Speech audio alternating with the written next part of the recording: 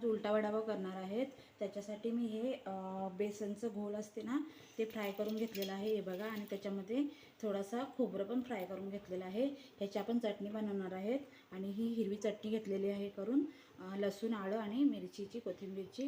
हे ब्रेड आपण असे गोल कापून घेतलेले आहेत. बटाट्याची भाजी बनवून घेतलेली आहे. भाजीमध्ये आपण बनवतो तशीच भाजी बनवायची आहे. मीठ घेतलेलं आहे, थोडंसं हळद. आणि हे मी बेसनचा घोळ करून घेतलेला आहे. आता आपण बेसनचं ते घेतलं आहे ना करून कुरकुरीत भजीसारखी, ती याच्यामध्ये घातलेली आहे. आता याच्यामध्ये थोडंसं आपण लाल तिखट घालूया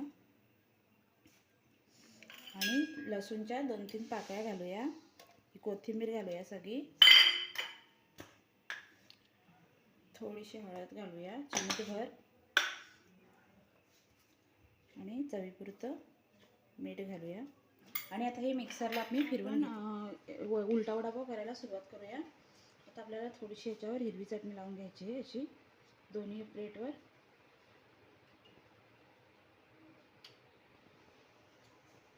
त्याच्यानंतर आपण ही चटणी बनवली ना ती याच्यामध्ये भरून घ्यायची आहे.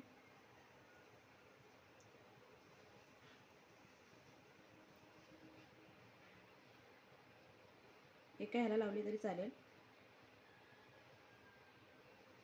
त्याच्यावर हे ठेवून घ्यायचं आहे. आणि मग आपण ही बटाट्याची भाजी बनवली ना ती हातानेच अशी ह्याला लावून घ्यायची.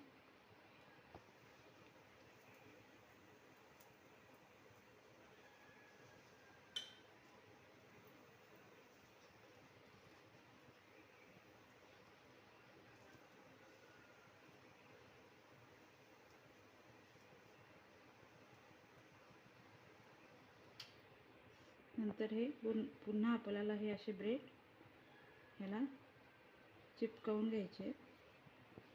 त्याला पण तुम्ही हिरवी चटणी लावून घेतली तरी चालेल, तिखट पाहिजे असेल तुम्हाला तर.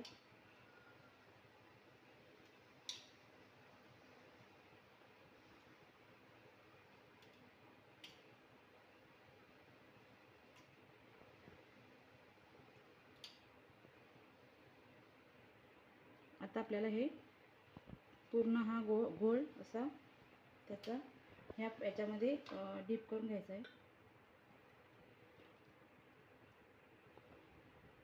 आणि लगेच तेलामध्ये सोडायचं आहे.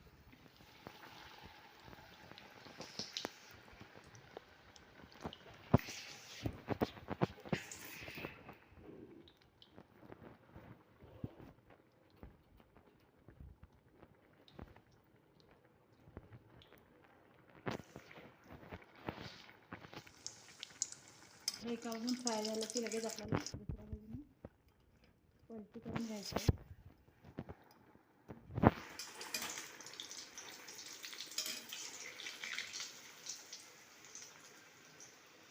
हा एक वडापाव खाला तरी पोट भरते आणि छान होतं.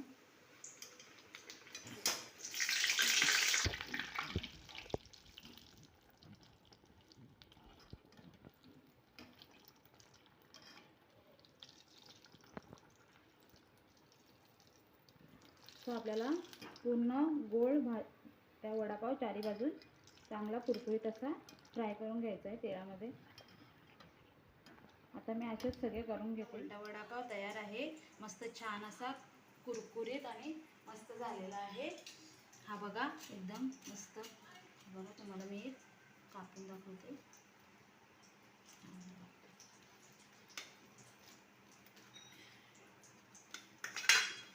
कसं आतपर्यंत मस्त झालेला आहे बघा. ती चटणी आणि भाजी वगैरे मस्त.